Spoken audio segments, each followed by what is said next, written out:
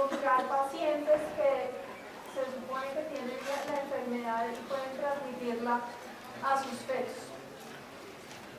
Conocemos la definición de los casos que nos da el Instituto Nacional de Salud, pero quiero recordarlo rápidamente porque es que en esto nos basamos nosotros para saber qué hacemos con cada una de las pacientes que recibimos embarazadas. Entonces tenemos los casos sospechosos, los confirmados por clínica y los confirmados por laboratorio.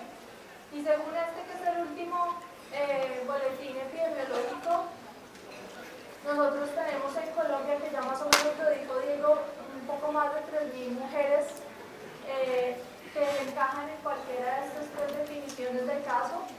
De estas 330 tienen resultado RT-PCR positivo, o sea, ya están confirmadas por laboratorio. 2.494 están confirmadas por clínica y 353 como casos sospechosos. Esa es la situación actual en Colombia, y ya también nos contaron pues que donde hay más notificación de mujeres embarazadas es el norte de Santander. Estamos muy enfocados hacia la prevención porque ya conocemos que aquí no hay tratamiento. Quiero aquí hacer énfasis sobre todo para ustedes que eventualmente tengan contacto con alguna mujer embarazada, todas las ideas de prevención que les han hablado, pero especialmente el uso de repelentes que pueden contener cualquiera de estas tres sustancias. No está contraindicado en el embarazo y al contrario pues las estamos recomendando. Esta mañana tuvimos una discusión, creo que la más inocua sería la IR3535, y eso es eventualmente pues lo que estamos recomendando a las pacientes embarazadas. Dentro, digamos, del punto de vista de la situación de salud pública, lo que tenemos es una gran cantidad de pacientes embarazadas que están consultando con la angustia de que presentaron los síntomas. Ya sabemos que más del 70% de las mujeres embarazadas viven en zona endémica, ni siquiera tienen que ir a zona endémica. Entonces, pues la angustia con la que consultan genera que las pacientes que nosotros notifiquemos y que clasificamos en alguno de los casos, pues todas estas pacientes van a tener una muestra de sangre que llega al Instituto Nacional de Salud. También es muy importante, y estamos haciendo énfasis en la comunicación con estas pacientes, que solo si consultan los 5 primeros días después del inicio de los síntomas van a recibir el resultado del laboratorio. De otra manera, o sea, si consultan más allá de los 5 días, es un suero que se va a guardar por ahora en el Instituto Nacional de Salud y no se va a procesar una muestra. Entonces es muy importante que la gente sepa eso, las mujeres embarazadas, sobre todo a la hora de consultar. Sabemos que el tratamiento es sintomático, pero bueno, ¿qué es esto alrededor pues de la asociación entre el virus del Zika y la microcefalia? Como ya les dijo Diego, es una, digamos, coincidencia temporoespacial entre la epidemia del virus del Zika y el aumento de la incidencia de casos de microcefalia que se presentó en Brasil. Sin embargo, siendo, digamos, realistas también, muchos de los casos que se diagnosticaron como microcefalia en el Brasil han sido descartados como verdadera microcefalia. Más o menos una tercera parte de todas esas microcefalias que se hablaron inicialmente son reales microcefalias. Entonces ahí, por ejemplo, hay la primera duda: ¿cuántas microcefalias realmente aparecieron al mismo tiempo que la epidemia del virus del Zika? Eso es una pregunta por resolver. La microcefalia, que se define como una circunferencia cefálica por debajo de 2 o 3 desviaciones estándar, uno tiene que asumir alguna de las dos definiciones, o un perímetro cefálico cuando el niño nace por debajo de 33, en teoría aumentó su incidencia 6 veces en Brasil, y esos son los cálculos que estamos haciendo en Colombia.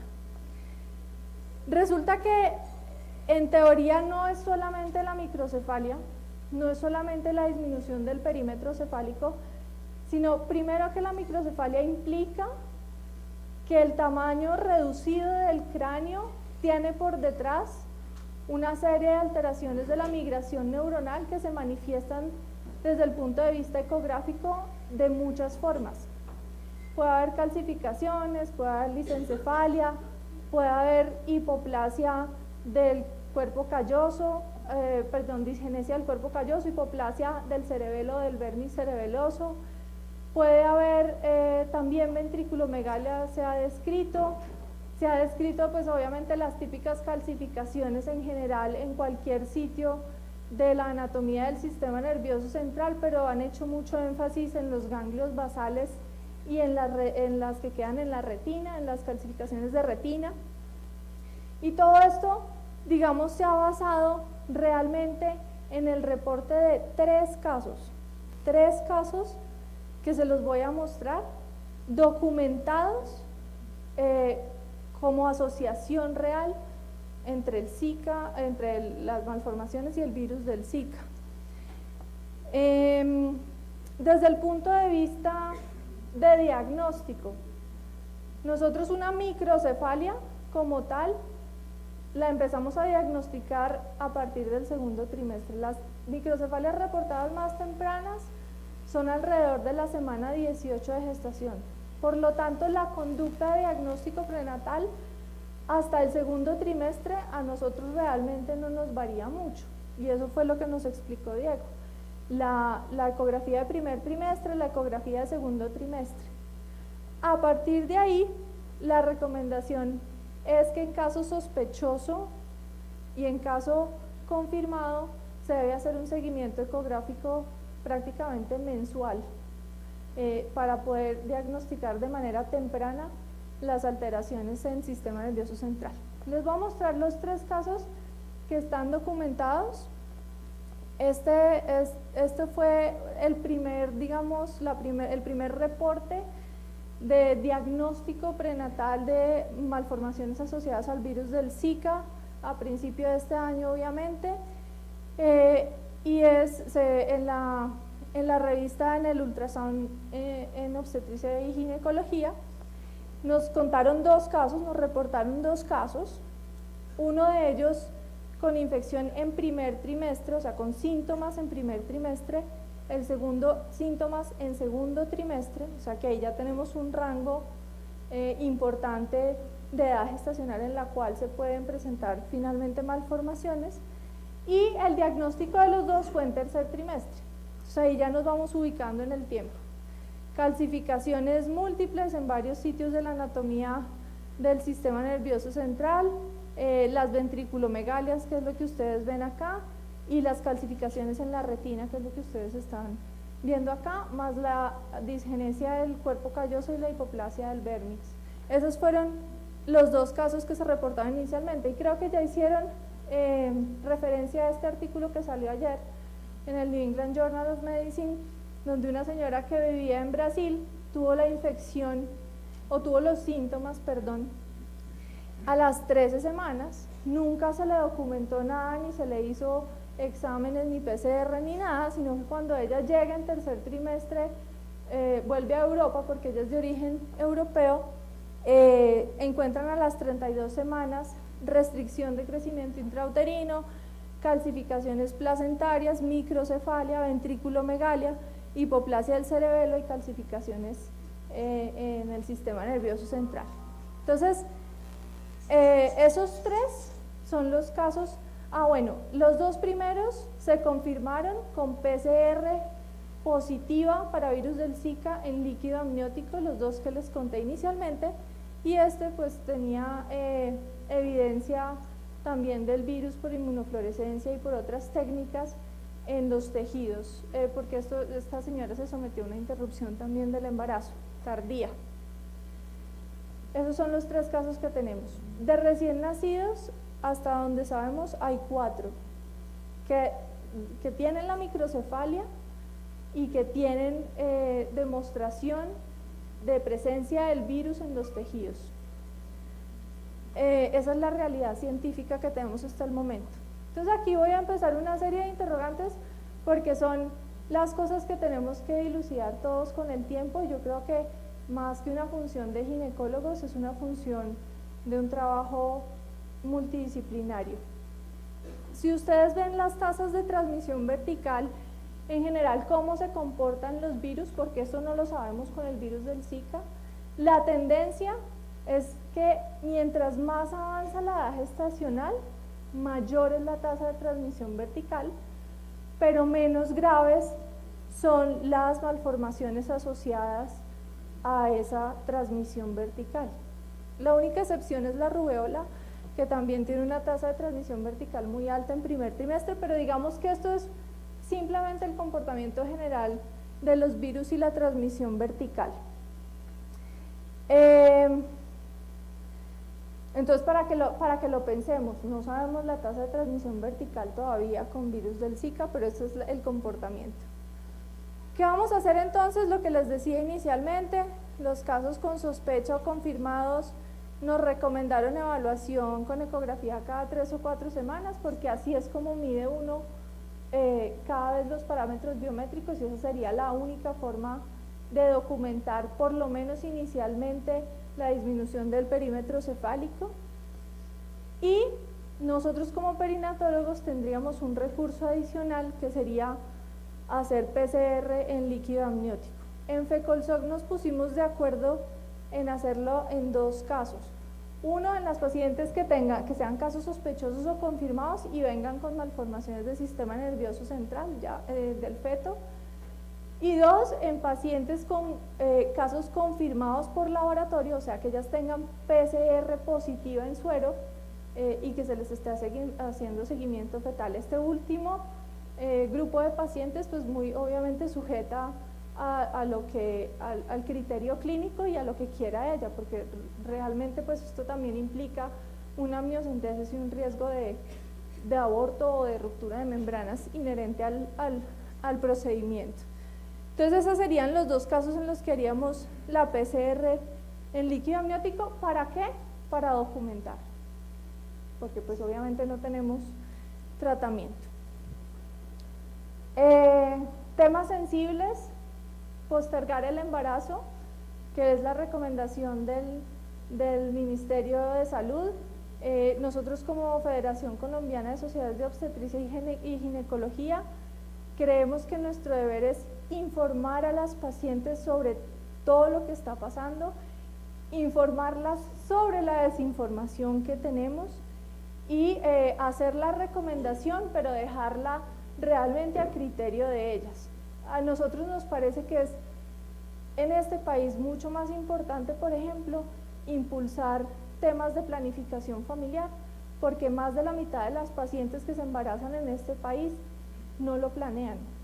Entonces, ahí nos queda un vacío. Y la interrupción, yo sí lo planeé. Y la interrupción del embarazo, básicamente, miren, a nosotros el virus del Zika no nos cambia el panorama. Hay 3 causales y sea la causa, o sea el problema que sea, si adhiere a alguna de las 3 causales, pues la señora tiene el derecho de solicitar la interrupción, y el ginecólogo que no tenga la objeción de conciencia, pues lo hará. Aquí les dejo 3 preguntitas. Primero, ¿qué vamos a hacer con las señoras que nos lleguen en trabajo de parto y Zika? ¿Cómo vamos a manejar esas pacientes? Es un gran interrogante. Con la experiencia que hemos tenido con chikungunya y con dengue, pues digamos que para nosotros la conducta es tratar de que no sucedan las 2 cosas al mismo tiempo. Hay casos de meningoencefalitis neonatal relacionadas con chikungunya, entonces eso es una gran interrogante. Segundo, la lactancia.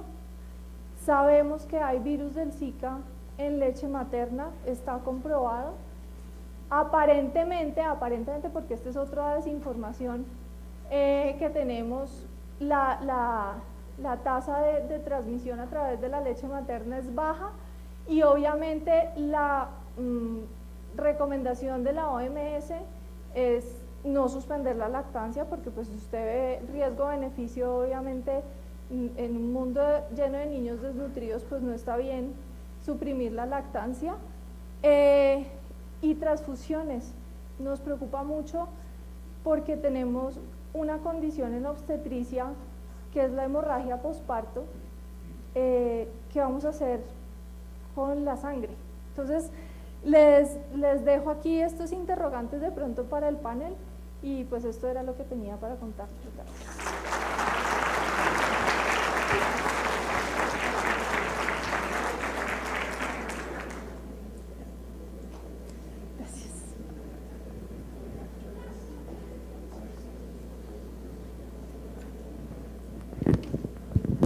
Bueno, muchas gracias, doctora, por la conferencia. Creo que hace parte de uno de los temas más importantes, de mayor relevancia e impacto que ha tenido internacionalmente este tema. Posteriormente hablaremos en la última conferencia. Invito al doctor Rodrigo Pardo. El doctor Rodrigo Pardo es neurólogo, actualmente es profesor titular de la Universidad Nacional de Colombia y es el director del Instituto de Investigaciones Clínicas, el cual presentará a ustedes el tema de Guillain-Barré, trastornos neurológicos que son relacionados con el Zika. Bienvenido. Gracias. Muy buenas noches. Gracias por la presentación, pero le he pedido la indulgencia al doctor Jorge Cortés de que no hablemos mucho del Guillain-Barré y van a ver por qué. Lo primero que tendría que decir es que celebro la audiencia en esta sala. Quien recientemente ha estado un poquito interesado en estudiar desde la historia en línea de las infecciones y las epidemias, registra alborozado que haya tanto entusiasmo por esto. Doctor Diego García, al chikungunya llegamos tarde. Todos, el ministerio, los agentes de salud, los pacientes, los medios de difusión. Con el Zika parece estar ocurriendo algo un poquito diferente y en consecuencia estamos muy entusiasmados al registrar el vigor con el cual este problema se está discutiendo. Adicionalmente, felicito la concepción de este encuentro, en donde hemos aprendido un poco de entomología, en donde hemos aprendido un poco de virología, un poco de laboratorio clínico, y un poco de unos problemas relacionados con unos agentes microbianos, en este caso unos virus transmitidos por artrópodos que van volando con nosotros y que están causando una serie de problemas que muchos de los jóvenes en esta audiencia podrán recordar como símil la película Contagio de hace unos 6 años. Y entonces estamos haciendo la historia en el momento. Voy a mostrarles 2 cositas sobre el Guillain-Barré, pero yo necesito es ver la otra diapositiva. Yo no sé cómo, Miriam Consuelo, cómo se pasa esto. Esto se debe pasar de alguna manera, porque en realidad esto es lo que me interesa. Esto es un regalo para el profesor Enrique Gutiérrez con mucho afecto, para que complete su set de información sobre una muy linda presentación histórica que nos ha hecho. Voy a tomar algunos aspectos de la presentación del profesor Enrique. El virus dio la vuelta y volvió a Cabo Verde. Quizás sería lo último que hay que decir, Enrique. Después de mostrar cómo este virus prevalente en un cinturón ecuatorial en Asia y África rompe un poco su ecosistema y empieza a comportarse distinto, y como la doctora Valencia dice, hay que hacer preguntas. ¿Por qué? Quizás hay algunas respuestas que ya veremos. Segundo, como dice Miriam Consuelo, el mosquito es un mosquito que no es el mismo mosquito o zancudo que existía en 1947. Este es un mosco distinto. Es posible que la especie sea igual, pero este es un mosco que ha logrado adaptarse a nuevos ecosistemas. Ya lo dijo el doctor Julio Castellanos.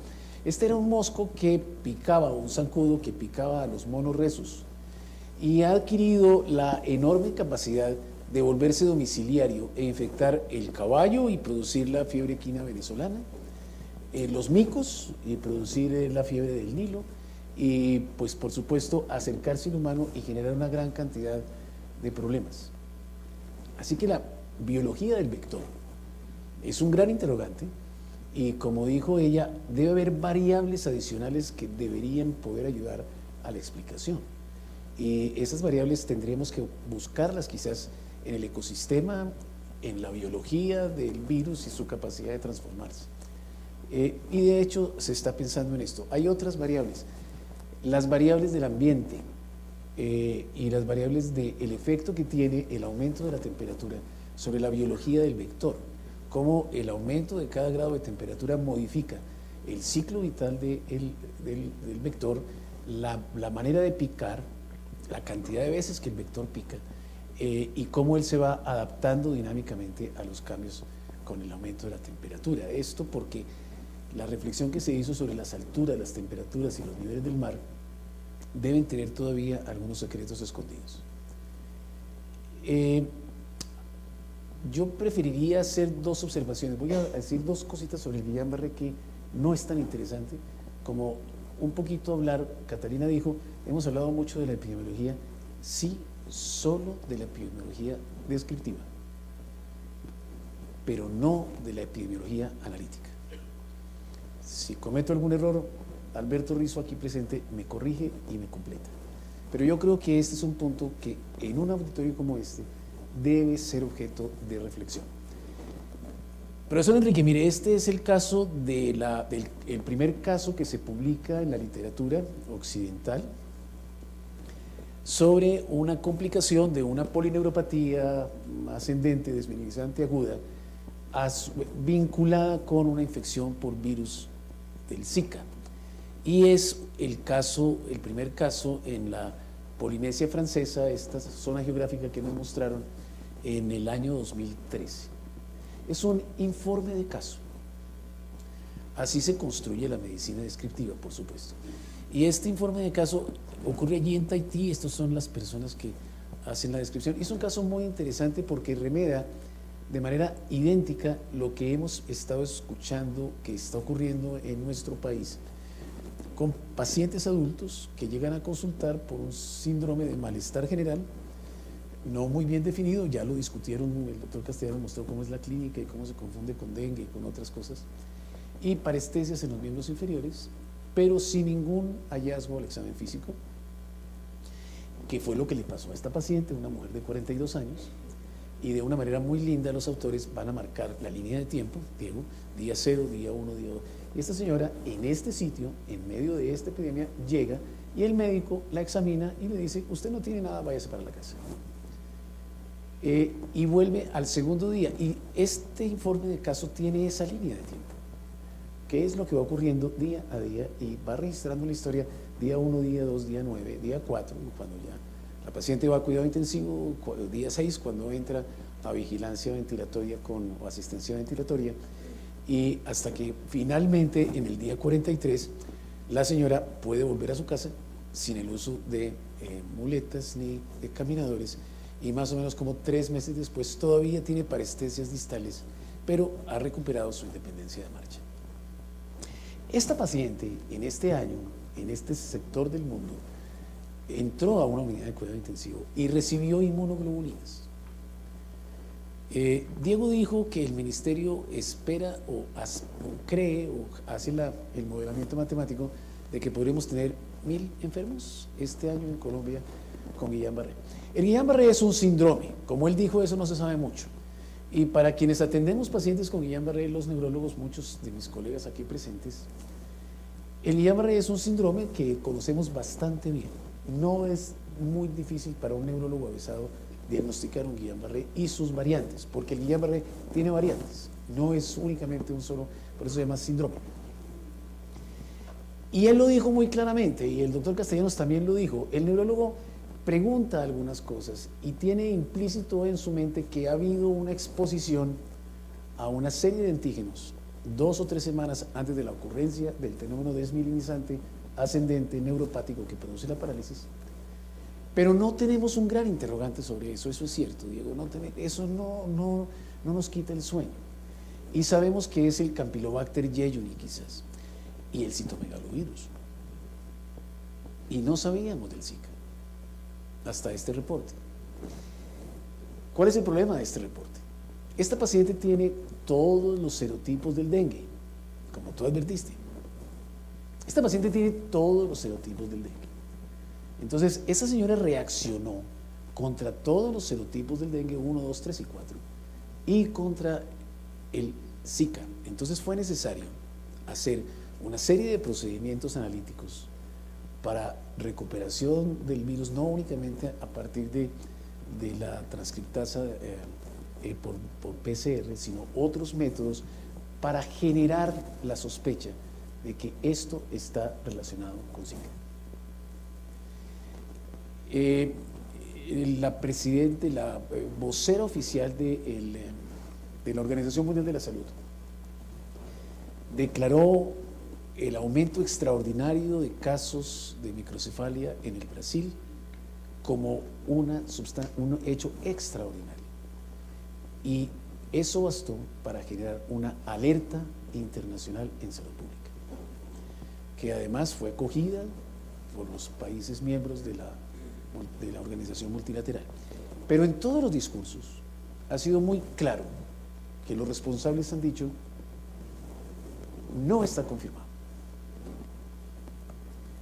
¿Por qué no está confirmado? Aquí a todos los estudiantes de medicina que pasan por nuestras aulas y a quienes les enseñamos un poquito de epistemología, Alberto, no se nos ha olvidado, los ponemos a pensar en los postulados de Koch y les decimos: ok, revise esta información desde la filosofía de Koch y genere las respuestas. O, para quienes son más modernos, tomen estos datos y pásenlos por el sedazo del principio de causalidad de Bradford Hill y saquen sus conclusiones. Esa, Catalina, es la respuesta que no tenemos. Yo tengo a todos mis estudiantes de la maestría, aquí hay uno, pero él no fue castigado con la tarea, tratando de buscar los datos y agregarlos para generar, Julio, un OR, y no ha sido posible, y un RR, y no ha sido posible. La historia del Brasil en esto es absolutamente fascinante, porque remedia la historia local en Colombia. El ministro del Brasil, cuando fue advertido de esto en agosto del año 2015, desestimó la información. Pero los neonatólogos y los obstetras en el Río Grande do Norte, en Pernambuco y en esas zonas, empezaron a decir: esto está pasando con una frecuencia inusitada y debe querer decir algo. Y simplemente empezaron a registrar los casos. ¿Cuál fue los primeros resultados analíticos que Catalina ya adelantó? No estaban midiendo el perímetro cefálico en forma correcta en el Brasil, Catalina. Esto fue muy interesante. Descubrieron que los pediatras no tenían esto como una práctica habitual en la atención del recién nacido. Miren lo interesante cómo el estudio de las epidemias nos enseña una enorme cantidad de elementos de la salud pública, que es probablemente el único vocero que aquí no fue invitado. Eso se llama un sesgo de medición. Y el sesgo de medición lleva a un problema que se llama la mala clasificación. Y esto puede generar asociaciones espurias. Entonces aquí hay que tener un gran cuidado. El otro problema es que la primera cohorte que se ensambló con niños de microcefalia en el Brasil exigía la sospecha de haber padecido la infección por autorreporte. Pero esto venía a ocurrir muchos meses después de la posible infección aguda con el virus del Zika. Ya les contaron cómo es la infección por el virus del Zika, y ya les contaron que muchas de esas infecciones son asintomáticas y que puede haber una seroprevalencia más grande que los casos clínicamente reportados. Entonces, aquí hay un problema complicado. Aquí hay un problema que hay un sesgo en la selección de las muestras, probablemente, y eso es otro problema que dificulta que la respuesta sea contundente. Hay asociación. Entonces, tenemos unos sesgos de medición, tenemos unos sesgos de mala clasificación, tenemos unos sesgos de selección de la muestra. El problema del autorreporte genera un sesgo que se llama el sesgo del recuerdo o el sesgo de memoria. ¿Por qué menciono esto que resulta muy aburrido? Bueno, muchachos, porque tenemos la oportunidad de estudiar una epidemia. Y eso es una oportunidad que se nos ha escapado muchas veces. Por no haberlo hecho, se han cometido muchos errores históricos que este grupo profesional ha discutido. El problema de la epidemia de la fiebre de la gripa aviar hace 4 años produjo decisiones en salud pública absolutamente fundamentales, dramáticas y totalmente equivocadas. ¿Cuál fue la conclusión? Que el mundo invirtió una enorme cantidad de dinero en unos medicamentos que no servían para una infección o para una epidemia que no era. De allí que tenemos que entender la cautela con la cual la Organización Mundial de la Salud, el ministro de Salud en este caso, su grupo asesor, ha formulado el discurso. Y pues por supuesto no tiene mucho mérito desestimar la ocurrencia de un evento de muy baja frecuencia con altas incidencias, pero no podemos crear tampoco un pánico colectivo en el cual vamos a estigmatizar, como dicen los colegas de FECOLSOC, la maternidad. Este es un problema que la salud pública tiene que evocar. ¿Por qué estamos metidos nosotros en esto? Porque esto ha sido muy interesante, cómo los grupos profesionales están reaccionando. Los obstetras, los sonografistas, los ginecólogos, los pediatras, hoy los oftalmólogos. Y en el país los anestesiólogos. Entonces con el profesor Orlando Acosta hemos producido para la Asociación Colombiana de Anestesiología y Reanimación, para ellos, porque están muy interesados en el asunto, unos primeros documentos técnicos para que puedan orientar la práctica de la anestesia segura en Colombia, en las zonas donde esto ocurre. ¿Y cómo funciona la salud pública? La salud pública funciona en la medida en que identifica un problema, debe generar una información, unos elementos de análisis para producir unas formulaciones de política, que es lo que Diego nos ha mostrado. Pero allí surgen una gran cantidad de interrogantes, y es las recomendaciones rápidas o interinas, como llama la asociación, el Colegio Americano de Ginecología y Obstetricia, sobre qué vamos a hacer con estas mujeres. Sugieren muy rápidamente generar unas recomendaciones, estas no basadas en evidencia. Estas son basadas en opinión de expertos o conferencias formales o no formales de consenso que reúnen el mejor conocimiento sin que nos puedan mostrar riesgos relativos. Y por eso no conocemos el estimador del efecto. Yo creo que esto hay que decirlo porque aquí hay muchos estudiantes que quisieran saber cuál es realmente en números el riesgo.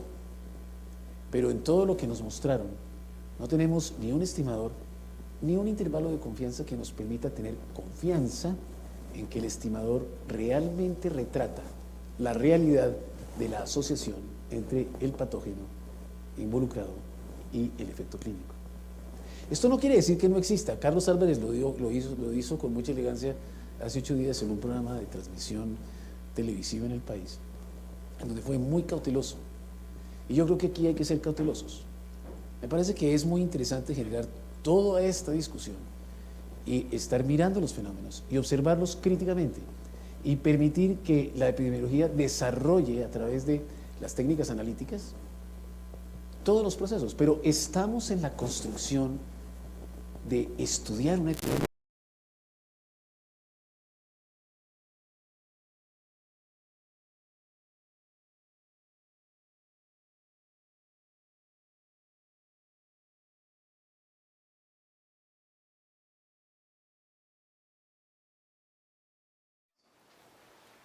Hace diferencia lo que supone la toma de conciencia sobre quienes tenemos que verlos. Fue muy penoso para el país, para los pediatras en particular, enterarnos muy tardíamente cómo estaban muriendo los niños con unas dermatopatías necrotizantes periodificiales en Cúcuta.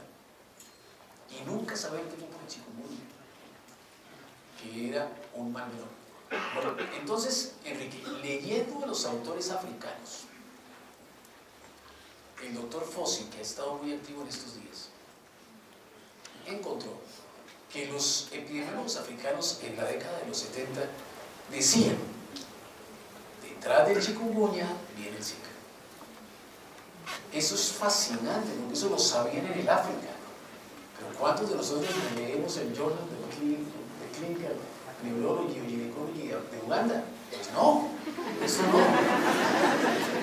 Pero lo muy interesante es que estas publicaciones que nos mostró Karina y que nos mostró Julio son de la semana pasada. Tú nos mostraste un trabajo de hoy. Ninguno de ustedes se han puesto a pensar cómo fue el proceso editorial. Eso es un alert. Tú mostraste un alert. Lo de los ginecólogos es los 2 casos del Brasil.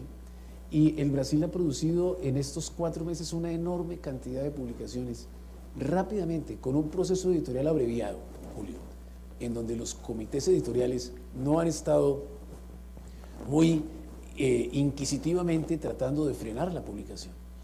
Son alerts. Y hay una enorme cantidad de publicaciones, por eso las referencias son las clasificaciones internacionales electrónicas, es el DOI, no es la revista impresa. Y es el editorial del New England de la semana pasada, y es el artículo principal del Lancet de esta semana. Y es el reporte mensual de morbilidad y mortalidad de la OPS. Y circulan en este momento en la red una enorme cantidad de alertas, de documentos que están mostrando que hay un problema y todavía no tenemos el estimador de defecto. ¿Qué hizo el Brasil? El Brasil organizó 2 grupos, un grupo de epidemiología y un grupo de investigación transnacional con genetistas y virólogos y especialistas en infectología y en laboratorio clínico. Felizmente no metieron neurólogos ni pediatras, no, solamente personas que pudieran sentarse a mirar el fenómeno analíticamente. Crearon una corporación para esto e iniciaron un registro nacional, algo similar a lo que el ministerio está haciendo y parecido a los pasos que el ministro está siguiendo con el grupo de Diego, con el grupo de Pilar Zambrano y todos sus colaboradores, y con donde trabaja Catalina hoy. Están tratando de generar la información suficiente que nos permita para el país conocer no solamente el pico de la epidemia, sino conocer la real magnitud del efecto. Esto es importante, porque así es como debemos mover las decisiones en salud pública responsablemente. Entonces Brasil inició este registro, se pusieron de acuerdo sobre cómo medir el perímetro cefálico y les dieron cintas métricas a sus operadores de salud. Porque no podemos medir el perímetro cefálico si no tenemos una cinta métrica. Esto parece una necedad, pero hay sitios del país donde no hay cinta métrica, no hay pesadero, no hay una báscula.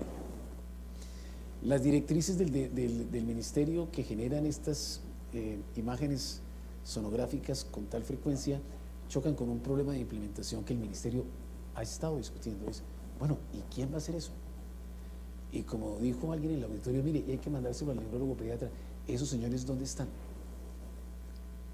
¿Dónde existen? ¿Cuál es la posibilidad de acceso que una mujer en el Chocó o en el Cauca tiene para esto? Ya voy a terminar. Entonces, simplemente, ahora sí les muestro la otra diapositiva porque quería decir que, ya termino con esto. Yo quería dejar esas reflexiones para la mesa, pero el Guillain-Barré, pues porque ese es mi tema, entonces vuelvo al Guillain-Barré, no tiene sino un problema adicional en salud pública, es cada caso de Guillain-Barré que requiere tratamiento con drogas inmunoglobulinas, hiperinmunes, le cuesta al sistema de salud más o menos 30 a 40 millones de pesos. Si no se complica, ese es el costo del medicamento, no es el costo de atención, es el costo directo por medicamento. Así que quienes están en la cabeza de las decisiones deben estar pensando en esto. Por supuesto que también están pensando en eso quienes proveen el medicamento. ¿Ok? Porque ya no son 600 potenciales usuarios, pueden ser 1200. Eso genera cifras distintas. La morbilidad es alta y las complicaciones son prolongadas también. No es como el caso de la madre con el niño de microcefalia, porque usualmente van a la mejoría, pero es un problema que tenemos que mirar. Hemos escuchado de la costa atlántica colombiana la queja de los colegas de que no tienen los recursos, de que no podemos hacer el diagnóstico suficientemente rápido para buscar la solución y de que no disponemos de medicamentos en stock para podérselos aplicar. La situación de Venezuela es muy crítica. Cerraron la frontera, o no la cerraron, o sí la cerraron. Pero este problema geopolítico está impidiendo que tengamos una acción más asertiva frente al control del vector en esa zona. Y tú lo dijiste, Cúcuta puede ser la puerta de entrada. Finalmente, para todos los alumnos, de esto le echaron la culpa al Campeonato Mundial de Fútbol en el Brasil en el 2014. Y este año se celebrarán los Juegos Olímpicos del Brasil. y el Comité Olímpico Americano ha dicho no vamos. Esto, ¿por qué presento esto en este auditorio? Presento esto porque, por favor, más allá de la fascinación de la cápside, miremos cuál es la implicación en salud pública de un fenómeno como esto. Así que me parece que debemos mirar con entusiasmo la oportunidad de estudiar una epidemia cuando ya lamentablemente, creo, Enrique, llegamos al pico de la epidemia y ya de aquí para adelante va a ser la fase de descenso. Y entonces lo que no hagamos ahorita lo vamos a perder. Pero yo felicito su presencia aquí y muchas gracias por los minutos de extra.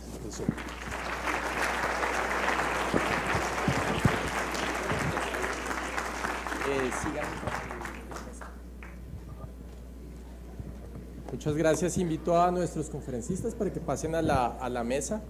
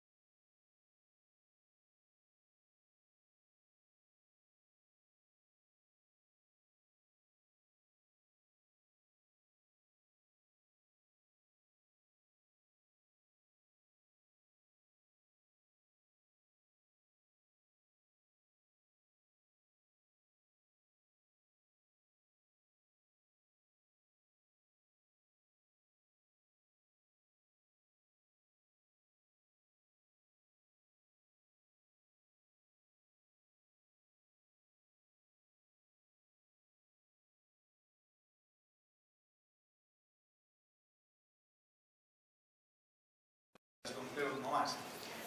Realmente lo que giró la evidencia fue que en los casos de YAP, sobre todo de Polinesia Francesa, ellos estudiaron los casos retrospectivamente y encontraron que había efectivamente varios casos por encima del promedio de malformaciones congénitas neurológicas, adicionalmente al Guillain-Barré. Es decir, nacimientos de niños y de partos mortinatos con malformaciones genéticas congénitas neurológicas, y eso fue lo que cambió la ecuación para decir sí, efectivamente está así. Hay una relación que se confirmaba en un segundo evento. El virus que está circulando en Brasil, que circuló en Brasil, que se circuló en Colombia y ya ha sido secuenciado, es un virus que es idéntico al que circuló, idéntico en un 98.5% al que circuló en la Polinesia Francesa, en la isla de Pascua y en Brasil y en Colombia en este momento. El único que está completamente secuenciado, bueno, además del de ayer de New England, es el de Surinam, de 2 casos de Surinam, que está completamente secuenciado. Entonces, desafortunadamente hay un antecedente que tengo que traer a colación, y es un virus que se llama el de Westbenberger, que es un flavivirus transmitido por mosquitos en bovinos en África, que produce exactamente el mismo síndrome neurológico de malformaciones congénitas en los bovinos, muy similar a lo que está ocurriendo. Entonces, antecedentes en flavivirus sí hay. Toda la patogénesis de la microcefalia está por explorarse. Entonces, definitivamente hay varias hipótesis como las que yo planteaba, pero de eso hay mucho por decir todavía. Entonces, una de las cosas que efectivamente son más complicadas en nuestro medio ambiente y que de pronto es un poco diferente de lo que ocurre en la Polinesia Francesa, es la circulación hiperendémica de los 4 serotipos de dengue en nuestro sector, en nuestros países, que pueden efectivamente estar generando unas reacciones de tipo inmunológica mucho más aberrantes y difíciles que puedan generar paso transplacentario e infecciones y unas modificaciones en la susceptibilidad del tejido nervioso. Jaime, para seguir con usted y esta pregunta también para Diego del Ministerio, dadas las condiciones de transmisión del Zika con infecciones asintomáticas, ¿habría la posibilidad de tamizar o hacer pruebas donantes de sangre? Usted mostró algunos datos de serología y Diego, si de pronto tiene alguna información de qué han pensado desde el Ministerio, desde el Instituto. Es una situación bien compleja porque nos está pasando en nuestros trabajos de investigación en el laboratorio. Tenemos por ejemplo, una cohorte de niños en Cundinamarca de 500 niños y de ellos el 10%, 12% son niños asintomáticos de escuelas que son positivos para el virus, una RT-PCR positivos para dengue, e inclusive algunos de ellos doblemente positivos para virus de dengue. Eso en niños y en adultos también está ocurriendo, es decir, encontramos frecuentemente en donantes de sangre de 2 fundaciones hematológicas con las que trabajamos, encontramos IgM positiva e IgG captura positiva, es decir, son personas que están cursando con un dengue asintomático y están donando sangre. O sea, eso es una situación que no se está explorando y hay muchos reportes. Y va a suceder exactamente en dengue, que inclusive nosotros decimos, nuestros datos nos dan 10% asintomáticos. En este caso estamos hablando de 80% asintomáticos. O sea que la probabilidad de transmisión por vía de transfusiones puede ser efectivamente más alta que en dengue. Diego. Sí, una preocupación grande es que 4 de cada 5 sean asintomáticos. En estos momentos la única prueba que tenemos es PCR, que se toma únicamente en los 5 primeros días cuando hay presencia de los síntomas. Sin embargo, estamos guardando una seroteca de suero de todas formas de pacientes que consultan posteriormente para cuando tengamos algunos otros pruebas diagnósticas, IgM ya regular aquí en el país, podamos hacer y cruzar esas pruebas en esos otros sueros, pero realmente no tenemos en estos momentos en pacientes asintomáticos qué más hacer. Por lo menos para gestantes, creo que algo muy importante es reforzar controles prenatales, que es donde podemos hacer un seguimiento regular y poder encontrar algunas otras malformaciones. Entonces creo que un mensaje claro es reforzar controles prenatales en la población en general. En cuanto a lo de microcefalia, quiero también decir algo, y es que la línea de base de microcefalias en Brasil era muy bajita comparada con nosotros y comparada con otros países de la región. Brasil reportaba y habla de 150 casos anuales de microcefalia, que es lo mismo que tenemos nosotros anualmente, cuando ellos tienen 6 veces más población que nosotros, y comparado con otros países estaban más similares a nosotros que a Brasil. Entonces realmente creo que esto es algo nuevo, estamos aprendiendo realmente día a día, y creo que a medida que pasa el tiempo tenemos muchas más bases para dudar mucho más de la asociación con microcefalia que con Guillain-Barré. Con Guillain-Barré sí, lo que se ha reportado y lo que se ha encontrado es un aumento significativo de casos en la literatura con microcefalia. Brasil está haciendo una evaluación retrospectiva de hacia atrás, cómo estaban evaluando microcefalias. Un poco lo que hizo Brasil en ese momento fue decir todo lo que esté por debajo de 32 centímetros de microcefalias, sin tener en cuenta desviaciones estándar, sin tener en cuenta pesos de los niños. Entonces ahorita están reconstruyendo un poco la serie y parece que los casos que reportaron no son todos, sino son muchos menos. Nosotros modelamos esperar 600 casos comparados con la experiencia de Brasil, entonces creemos también para nosotros como país que no vamos a tener 600 casos, que van a ser muchos menos, y es lo que estamos observando ahorita. O sea, con 25.000 casos notificados no tenemos aún un solo caso de microcefalia, sin embargo sí tenemos ya 97 casos de Guillain-Barré. Entonces creo que esto, como lo han dicho también, es una experiencia nueva, estamos todos aprendiendo, construyendo conocimiento. Creo que el fortalecimiento y el apoyo del CDC, de Johns Hopkins y de otros hospitales que ya han estado buscando colaboración con nosotros va a mostrar un poco más de todo ese conocimiento del país, pero creo que hasta ahora tenemos que reconocer también como médicos que estamos con muy poco conocimiento hasta ahora. Digamos que también va a ser muy difícil identificar a los pacientes que hagan transmisión por Zika, porque un paciente que requiere transfusión es un paciente que está enfermo, y digamos que los cuadros virales posttransfusionales van a ser imposibles de identificar. Una ventaja es que la mayoría de los bancos de sangre guardan muestras de las bolsas transfundidas durante un periodo de tiempo, con lo cual eventualmente no podría hacer estudios retrospectivos, pero va a ser un escenario complejo. Hay una pregunta relacionada. Una pregunta para Diego. Nos preguntan, ¿por qué no permitir que laboratorios privados diagnostiquen el virus por pruebas de PCR o RT-PCR?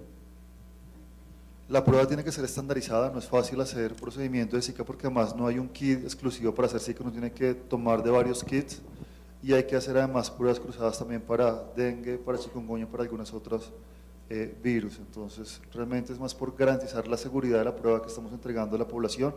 Lo que sí estamos haciendo, como les dije ya estamos descentralizando la prueba a 4 laboratorios de salud pública departamentales. Se me sale ahorita un poco de la cabeza cuáles son, creo que uno es Antioquia, otro es Bogotá, Nariño, se me sale el otro ahorita, pero ya estamos en todo el proceso de centralización, se requieren equipos especiales, un poco también la cooperación con CDC es toda esa transferencia de tecnología para no solamente hacer PCR, sino hacer algunas otras pruebas diagnósticas un poco más tardías también.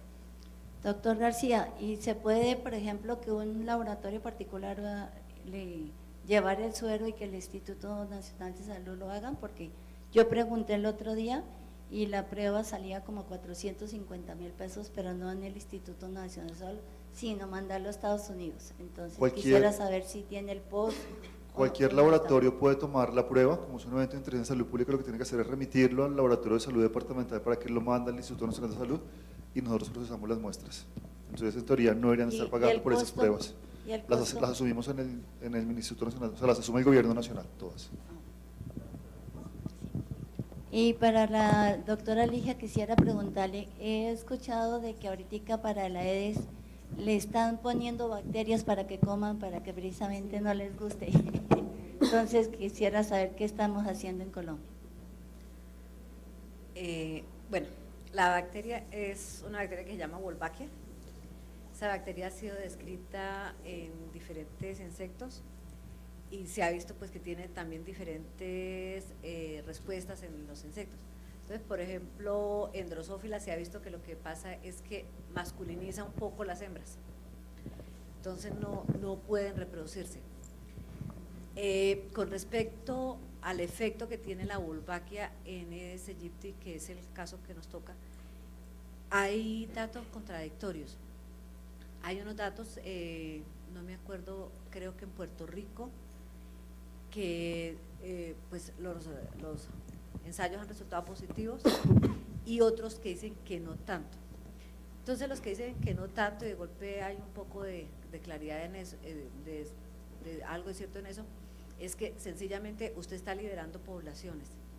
Si usted está liberando poblaciones de zancudos que se pueden infectar afuera, que la Wolbachia no ha sido tan eficiente para esterilizarlos, usted está aumentando la población de zancudo y está aumentando, por tanto, el riesgo de transmisión de la enfermedad.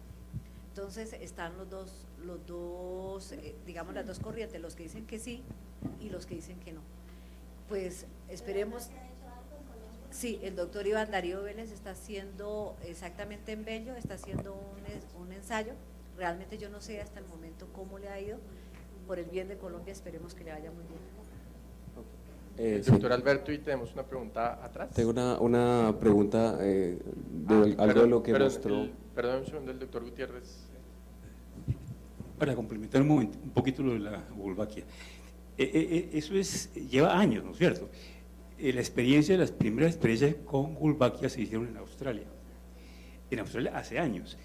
Y de hecho Brasil, durante la epidemia de chikungunya, hizo una importación de varios centenares de zancudos infectados con Wolbachia y los fue liberando paulatinamente en favelas en Río de Janeiro. No conozco el resultado, no lo he visto, pero este cuento de la Wolbachia, vamos a ver qué pasa en Bello, Antioquia, con esta experiencia. Parece que había una carroza alegórica en el carnaval de Río de la Wolbachia. Diego. Sí, creo que es importante aclarar porque a veces en internet uno lee que son zancudos modificados genéticamente y no es así, sencillamente son infectados con esta bacteria. Creo que es importante dar claridad en eso. Hoy precisamente estuvimos en el ministerio revisando con Iván Darío el tema de estos mosquitos infectados. La experiencia en Bello ha dado buenos resultados para dengue puntualmente, sin embargo Bello no es una ciudad que tenga una alta endemicidad de dengue, entonces sí creo que necesitamos mucho más estudios. O sea, allá se ha demostrado sí una disminución considerable de los casos de dengue, pero dado que no hay una alta endemicidad uno no puede extrapolar esos resultados a otras ciudades. Se han hecho estudios en 5 países ya del mundo. Brasil acaba de introducirlo de una forma un poco más masiva, OPS acaba de dar una bala a esta infestación de esos mosquitos con esta bacteria. Sin embargo, creo que también son muy incipientes los estudios, no hay mucha cosa.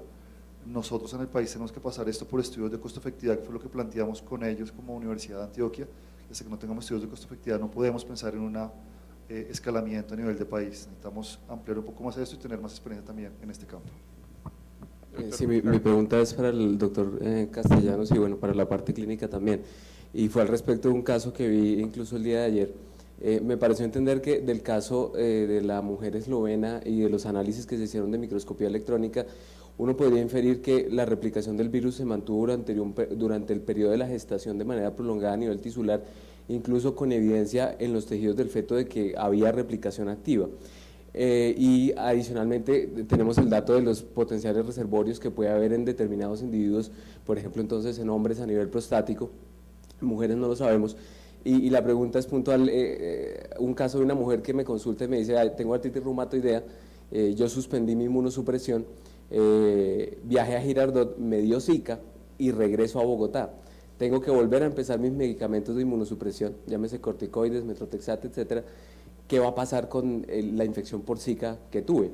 A la luz de eso que se muestra ese comportamiento virológico del virus con lo que se vio en este caso puntual.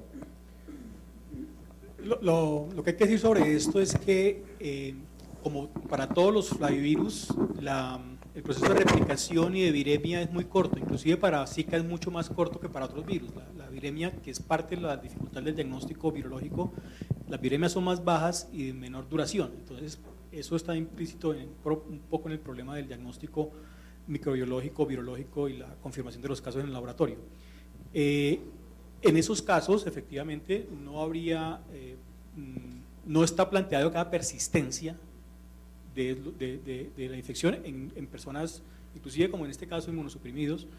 No debería haber persistencia de virus porque es un virus que rápidamente se elimina por el sistema inmunológico como los otros flavirus. Eso es lo que se supone. En principio, después de 5 días, el paciente, es para responder un par de preguntas que están acá, quedaría resuelta su viremia y en principio quedaría con respuesta inmunológica permanente. Exactamente, sí, que protegido de por vida. Es decir, además con el dato de que lo que hay diferencias en los genotipos entre el virus que circuló en la Polinesia y el que está en América, es muy parecido.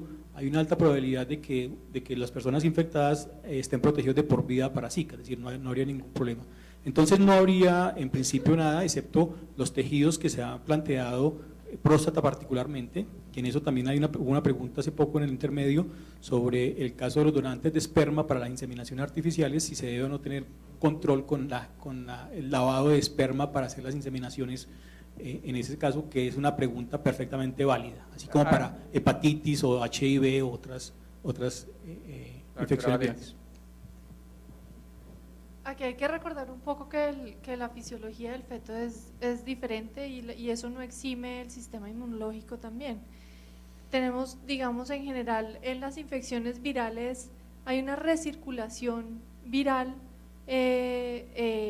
a través de la orina, líquido amniótico que vuelve y se consume, es decir, es un proceso que es muy diferente pues al adulto obviamente, y además recordar que un sistema inmunológico inmaduro seguramente tiene una respuesta mucho más precaria al virus que una persona inmunocompetente. En principio lo toleraría. Claro, y lo incluye. Exactamente. Y eso pasa con muchos otros virus, el citomegalovirus, por ejemplo, en general. Siempre encuentra uno pues como trazas del virus en los tejidos cuando está hablando del feto, hasta el año de vida. Tenemos un par de preguntas porque ya son las 10 de la noche y nos van a echar, no de acá, sino de la casa. Sí, buenas noches. Es una pregunta general para el panel. Yo quisiera saber o que nos compartieran qué sustento legal y bioético tiene, por ejemplo, la recomendación de realizar una amniocentesis. ¿En qué sentido? En que si bien sabemos que es solo para documentar, pues nuestras pacientes van a correr riesgos, ¿cierto? Y si es para tomar una decisión de aborto o no, pues igual se puede hacer un seguimiento por ecografías. Entonces yo quisiera saber, pues eso, el sustento. Gracias. No, absolutamente de acuerdo. Cuando nosotros, básicamente, por eso yo le decía, esto es una cosa básicamente de documentación y es una cosa que debe ser concertada obviamente con la paciente. Se le debe explicar el beneficio, que el beneficio básicamente sería la información, no tenemos nada más allá, y el riesgo que ella decidiría si quiere o no correr. Obviamente todo esto informado, pero más allá, usted tiene toda la razón, no podemos hacer nada con esto. Yo quiero volver a aclarar algo que dije y que lo dijo el ministro también en su momento en una rueda de prensa, y es que el debate no es Zika y aborto, sino microcefalia y aborto. O sea, no podemos estimular que todas las mujeres que tengan una infección por Zika vayan a abortar, porque esto no se puede generalizar. Lo que está contemplado es que si presenta alguna anormalidad genética congénita, puede haber una alteración en la salud mental de la madre y esa sea la causal para solicitar la interrupción voluntaria del embarazo, pero no vamos a generalizar casos del gobierno nacional. Cada caso debe tratarse puntualmente, individualmente, y la decisión se debe tomar individual o autónomamente por la mujer. Tenemos una pregunta allí y es la última, desafortunadamente. Bueno, en realidad es una pregunta que tiene dos partes. La primera es cómo se establecieron el diagnóstico de muertes por Guillain-Barré causado por Zika. Y la segunda es cómo se están diagnosticando los casos de Guillain-Barré a consecuencia del Zika. Tal vez Diego tiene más información. Solamente hay que decir que efectivamente es muy complicado desde el punto de vista del laboratorio investigar un caso de Guillain-Barré porque ocurre tardíamente y es imposible encontrar el virus en esos casos.